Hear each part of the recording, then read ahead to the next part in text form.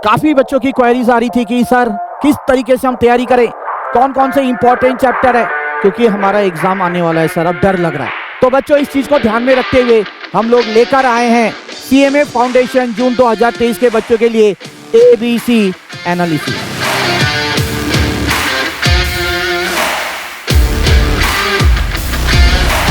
ये ABC analysis क्या होता है? हमने आपके कोर्स को 3 सेक्शन में डिवाइड कर दिया, ए, बी एंड सी।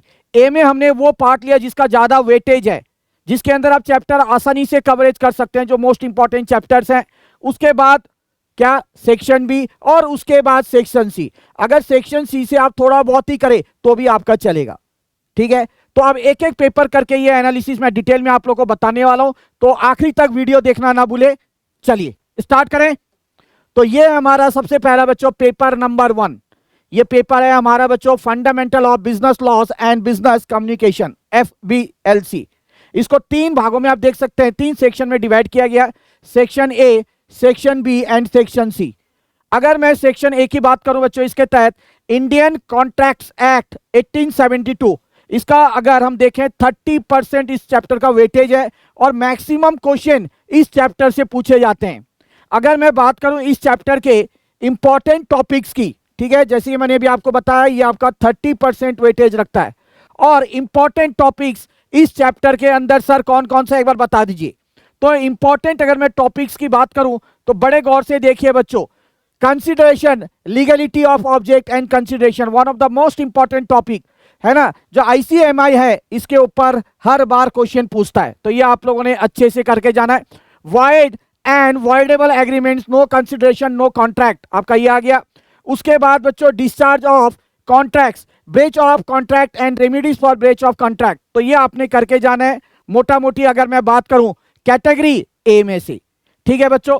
उसके बाद आता है हमारा इसके अंदर और एक चैप्टर जिसका नाम है बच्चों sale of goods act 1930, 20% weightage रखा जाता है, और इससे भी जो क्वेश्चन आते हैं आप आसानी से इन क्वेश्चनों को सॉल्व कर सकते हैं। क्या क्या है सर इस टॉपिक के अंदर पढ़ना हमें? इसके अंदर बच्चों अगर मैं बात करूं टॉपिक्स की, तो आपने इसमें टॉपिक्स कवर करना है, कंडीशंस एंड वारंटीज, ठीक है, rights of unpaid seller, transfer of ownership, और एक है आपका essential condition of a contract of sale. ये 4 टॉपिक इस चैप्टर से, that is sale of goods act, जिसका वेटेज आपका 20% रखता है, ये भी हमने कैटेगरी ए के अंदर रखा है।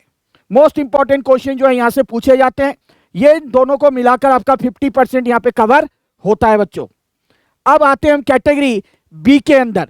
इसके अंदर आता है बच्चों हमारा नेगोशिएबल इंस्ट्रूमेंट्स एक्ट 1881, 20% इसका वेटेज है। इसके अंदर कौन कौन से टॉपिक आप लोगों ने कवर करने हैं? तो इसमें है बच्चों, जैसे कि इसका मैंने आपको बताया 20% वेटेज है, और इसके अंदर आपने dishonour of cheques, crossing, meaning, definition and types of crossing, ये करके जाना है। इसके अलावा difference between promissory note, bill of exchange and cheque, ये अगर 3 टॉपिक आप करके जाते हैं तो मान लो आपका क्वेश्चन आसानी से निकल जाएगा। उसके बाद बच्चों नेक्स्ट बात करते हैं हम लोग इसी के अंदर इंट्रोडक्शन, जो कि 10% का आपका वेटेज रखता है, ठीक है, ये आपका 10% का वेटेज है। इसके अंदर आप अगर legal methods and court system in India अगर ये पढ़ ले और लेजिस्लेटिव प्रोसेस इन इंडिया पढ़ ले, तो इससे क्वेश्चन अक्सर देखने को आपको मिलते हैं। तो यहां पर अगर हम देखें मोटा मोटी, ये हमारा 80%, जैसे 30, 20, 50, 70, 10, 80, ये लॉ का यहां पे हमारा ये पार्ट कंप्लीट होता है। उसके बाद सी सेक्शन के अंदर हमने रखा है बिजनेस कम्युनिकेशन, जो कि आपका 20% का वेटेज है बच्चों। तो बिजनेस कम्युनिकेशन आपको पता ही है कि इसके अंदर आपकी जो कम्युनिकेशन स्किल है ना, उसके रिगार्डिंग जो है क्वेश्चंस पूछे जाते हैं। इसके अंदर क्या क्या चीज आपको देखने को मिलेगा एक बार मैं दिखा दूं। इसके अंदर बच्चों जो चीज आपने करना है, जैसे vertical, horizontal and diagonal communication, written, verbal and non verbal communication, ये बहुत इंपॉर्टेंट पार्ट है। फॉर्मल एंड इनफॉर्मल कम्युनिकेशन क्या होते हैं, टाइप्स ऑफ बिजनेस कम्युनिकेशन, ये टॉपिक कवर कर लें। उसके बाद राइटिंग के अंदर आपका ये लेटर एंड मेमोरेंडम, रिपोर्ट, जैसे कि आपको पता है रिपोर्ट क्या पास्ट परफेक्ट टेंस में ज्यादा लिखा जाता है, ये सारी चीजें आपको ध्यान में रखना पड़ेगा। Business proposal, enhancement of writing skills, इतना अगर आप कर जाते हैं इससे ये काफी है आपके लिए कैटेगरी सी के अंदर।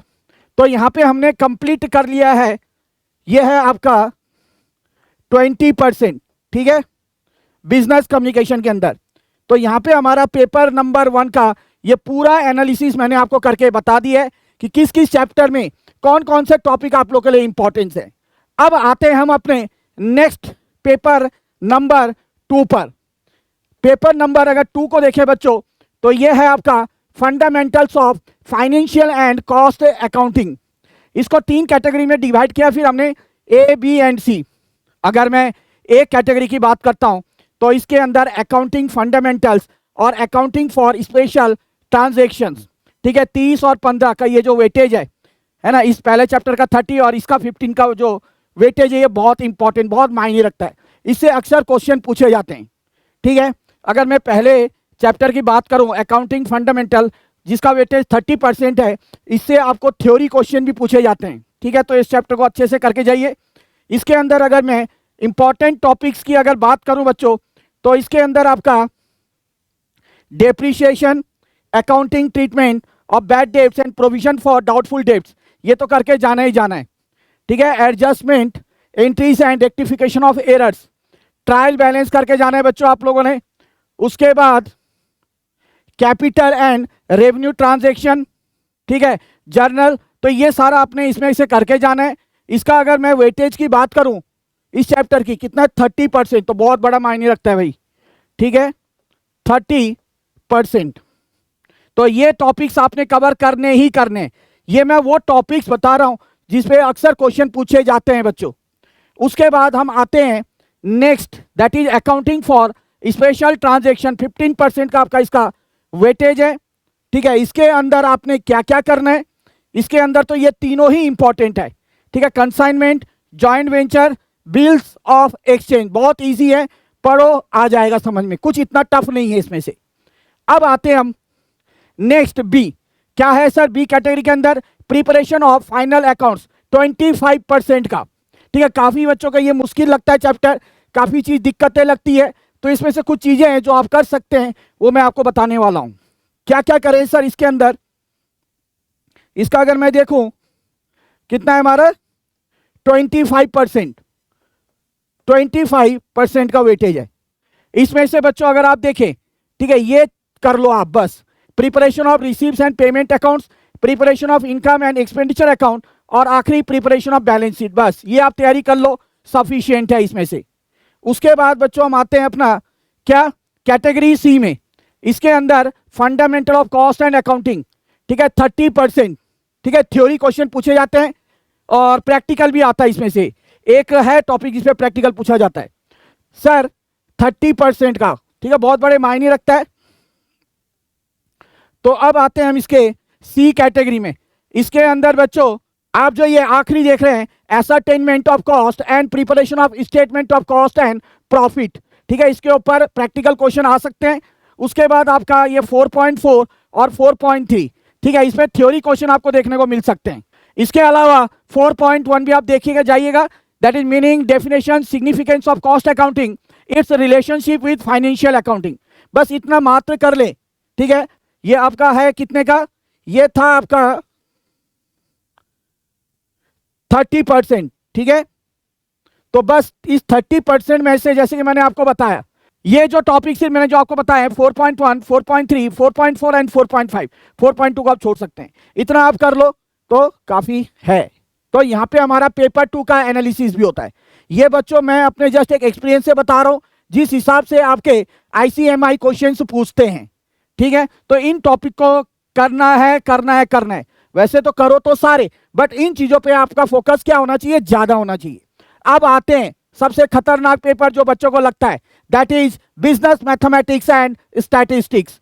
क्या है सर इसका?